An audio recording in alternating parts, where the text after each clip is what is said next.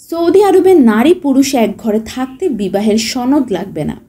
Saudi সরকারের করা নতুন নিয়ম অনুযায়ী বিবাহের প্রমাণ ছাড়াই বিদেশি নারী ও পুরুষ পর্যটক এক রুমে থাকতে পারবেন, তবে তা সৌদি নাগরিকদের বেলায় প্রযোজ্য নয়। এছাড়া নারীরা এখন তাদের পরিচয়পত্র দিয়ে হোটেল বুক করতে পারবেন।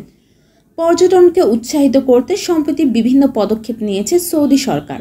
সম্প্রতি দেশটির পর্যটন ও হেরিটেজ কমিশন ঘোষণা দিয়ে জানিয়েছে, এখন থেকে এক রুমে থাকতে হলে কোনো বিদেশি নারী পুরুষকে বিবাহের সনদ দেখাতে হবে না। তবে সৌদি নাগরিকদের জন্য তা কার্যকর হবে না, আগের মতোই প্রমাণ দেখাতে হবে। হোটেলে ওঠার সময় সব সৌদি নাগরিককে তাদের পারিবারিক পরিচয়পত্র বা সম্পর্কে প্রমাণ দেখাতে হবে, শুক্রবার বিজ্ঞপ্তিতে জানায় কমিশন। তবে এই নিয়ম বিদেশিদের জন্য প্রযোজ্য নয়। সৌদি আরব বরাবরই বিবাহ বহির্ভূত সম্পর্ককে অপরাধ বলে গণ্য করে। গেল সপ্তাহে তারা বিদেশি পর্যটকদের জন্য ভিসা চালু করে। মূল লক্ষ্য জ্বালানি তেল নির্ভর অর্থনীতিতে বৈচিত্র্য আনা। সৌদি কর্তৃপক্ষ এই নতুন পদক্ষেপকে ঐতিহাসিক মুহূর্ত বলে অভিহিত করেন। এছাড়া সৌদি নারীদেরও জন্য আইন কিছুটা শিথিল করেছে সরকার। যেমন এখন থেকে সৌদি নারীরা কোনো অভিভাবক ছাড়া নিজেরাই হোটেল বুকিং করতে পারবেন। সেক্ষেত্রে তাদের পরিচয়পত্র দেখালেই হবে। আগে কোনো সৌদি নারী অভিভাবক ছাড়া হোটেল বুক করতে পারতেন না। সৌদি আরব সম্প্রতি সংস্কারমূলক কিছু পদক্ষেপ চালিয়েছে।